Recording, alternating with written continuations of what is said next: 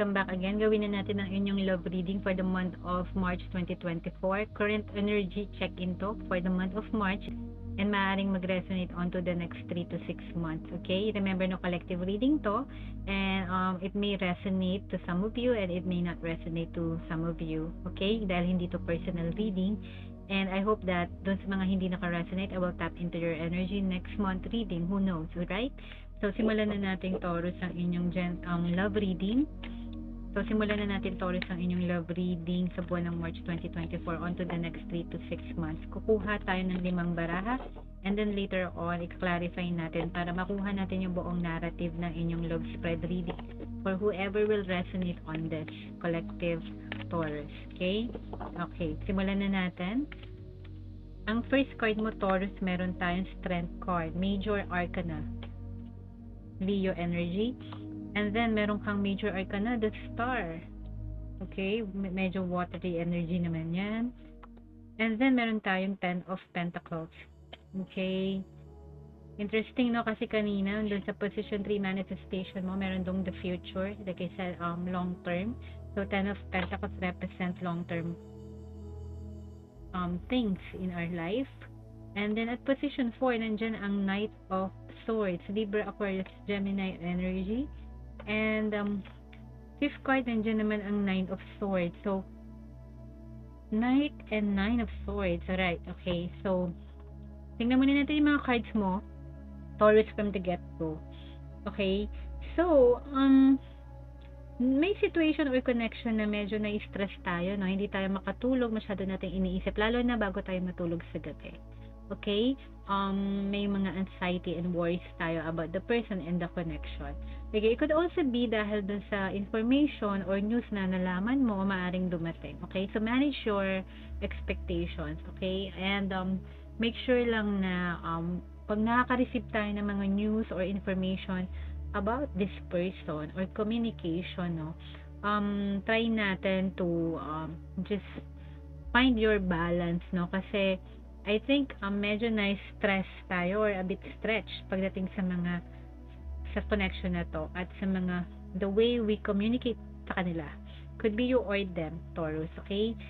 And it has something to do with this long-term commitment or plans, okay? Maybe you're questioning also kung ano bang plano sa'yo ng taong to. Is it something long-term ba? Maybe yun yung iniisip-isip mo dito kay Knight of Swords, no? Remember, ang sword is hindi siya wands, hindi siya cups, hindi rin siya pentacles, okay? Ang swords, they will try to give you messages of communication as well, okay? Like, pwedeng conversation through phone, email, text, and even personal, verbal, no? So, whatever it is, I felt strongly na masyado nating iniisip tong person na to and yung connection and itong commitment na to, long-term commitment or future na to with them. Okay? However, no, sinasabi sa'yo na medyo tinitest yung connection na to is very challenging, okay? Nandiyan ang strength card, no? So, may kailangan tayo, yung energy natin kasi is completely opposite dun sa person mo. Yung isa stubborn, yung isa compassionate and kind. Okay? So, isa maybe ang haba ng pasensya, yung isa ang strong ng temper. That's strength. Okay? So, kailangan hanapin mo yung complement yung dalawa na energy. How to find balance, how to tame your dragon, kumbaga, how to tame your lion.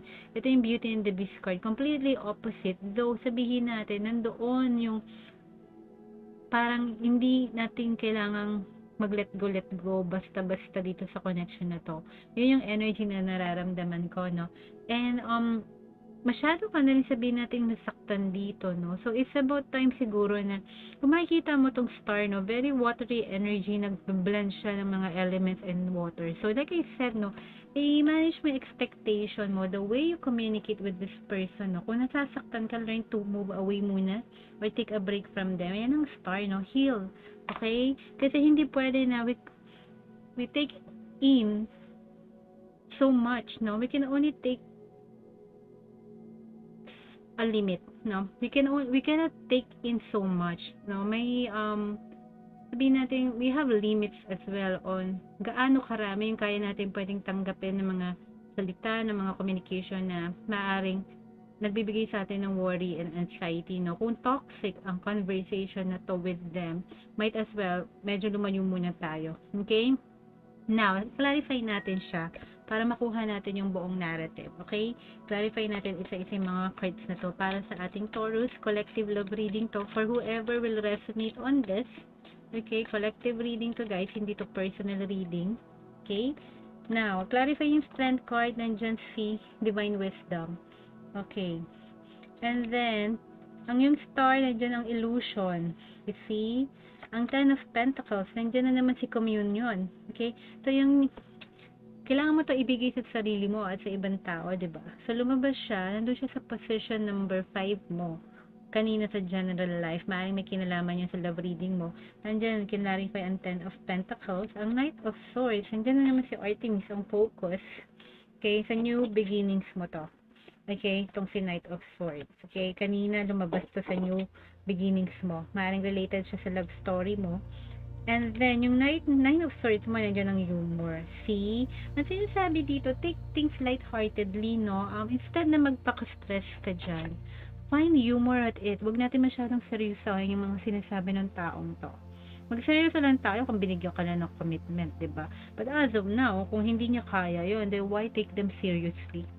Find humor about yung lahat ng mga naririnig mo or sinasabi ng person na to about the communication, the way they communicate with you, the way they speak with you. Kasi nandiyan ang Knight of Swords. Find humor at it. Huwag mong seryosohin. Huwag ka magpaka-stress. Yun ang sinasabi dyan. Okay, baka nakakalimutan na natin maging masaya. Or take things lightheartedly. Don't take it to heart. Yun ang sinasabi dito. Kasi alagaan mo rin yung mental health mo. Dahil nandiyan ang Nine of Swords. Kung nade-drain tayo, they're taking so much energy from us mentally, then yun, don't forget, nandiyan si Uzumi. Find some time to relax, to be happy, to enjoy, to find humor at everything, okay? I-divert mo yung attention mo sa mga bagay na napapasaya ka, okay? Now, doon sa Knight of Swords mo, focus daw. Okay? There is something na parang news or information na kailangan maging ano ka dito. Alam mo, i-train mo yung eye mo to look for that information, that news. Okay? Nandun yung focus mo. Ang Knight of Swords darating yan mabilis. May dalang news and information yan. So, hindi mo pwedeng baliwalain yung malalaman mo na revelation or balita or news or fact. Okay? Could be also hindi totoo. So, para rin sinasabi dito, whatever it is na news or messages na papasok, no? Focus also meaning, learn to discern also whether it's truth or factual. At hindi lang gossip or hearsay, okay? So, you have better judgment. Have better judgment as well, okay? And then, could be a warning, no? Taurus. Now, yung Ten of Pentacles mo, binak-upan ng communion. Yan nga yung sinasabi ko sa'yo. Coming together with someone, yung Ten of Pentacles mo. I think it's either, I would say, this is what you want, no? Hindi ko masasabi na paparating kayo doon right now. Okay? So, ang focus mo right now daw is something to do with the information. Okay? And take things lightheartedly muna. Huwag mong seryosohin lahat ng mga napag-uusapan nyo as of this time. Okay? Pero yung sabi ko dito yung communion na to pertaining to legacy and future plans. Okay? So, may potential either ito to come together with your person long term. Okay? Yun ang intindi ko dito. Because these two are positive cards. Okay? Ten of Pentacles and Sea Star, communion. These two are positive cards. And then, tinawan na natin itong star mo, binakapan ng illusion. Okay? So, there is something na kailangan mo munang mag-heal or maka-recover from. Okay? Kasi nag-shattered yung glass. For some reason, yun yung gusto ko sabihin na parang pag tumingin ka sa mirror, reflection mo yun, pero hindi ikaw yun, di ba? Sa illusion yun. So, for some reason, kailangan na-shatter yung illusion na yun. Yung maybe may ideal or you see this person or this connection for not what it is, parang gano'n, na na-shattered, no? Na-shattered siya, nag-crumble, okay? Nagulat ka. It's not what it is. Yun yung nakita mo. No? So, yun yung kailangan mong i-heal dito. Kailangan mong makarecover from that. Okay? And then, yung coming together with this person, nandiyan yung Ten of Pentacles, no? But, feel free to resonate. I will never say na hindi magiging kayo long term or magiging kayo long term. So, parang 50-50, no? So, yung stand card mo, like I said, no? Completely opposite kasi kayo ng person na to. Yung energy nyo magkaiba. So, divine wisdom, no? So, ang sinasabi, since dito sa reality, no, ganun ang situation, nahihirapan tayo dito sa person na to. Completely opposite kayo. Maaaring magkaiba ng culture, ng belief system, ng paniniwala, the way you see things, perspective, no. So, gamitin mo yung higher self mo para, alam mo yun, mag-meditate tayo. How much do you want this connection ba? How sure are you that ito na yung person na kailangan mo? These things, no, kung journaling will help you, no, magbasa ka ng mga libro about self-help books, no, related to this situation sa love, manifesting abundance in love. I recommend, there's this book ni about how to manifest love in your life. It will give you a whole different perspective. So I think ang sinasabi dito sa connection mo, tingnan mo to with a different perspective. Medyo ngayon, sabihin natin may blockage is because kailangan mong matutunan yung ano yung ideal or relationship na dapat mong i-attract kung nahihirapan tayo with this person. Okay, kasi medyo talagang you're not in the same page with them as of this time, okay? But, alam mo yun, ang hinahanap mo kasi itong long-term commitment na to, nandiyan yung communion coming together with someone that is long term, hindi lang pang short term, okay? So, itong person na to, wag mo masyadong seryosahin, okay? Find humor at them or find humor at the situation, okay? Save yourself, okay? Alagaan mo yung sarili mo, physical health mo, okay? And sleep. Don't lose sleep dahil sa tao na to. Alright?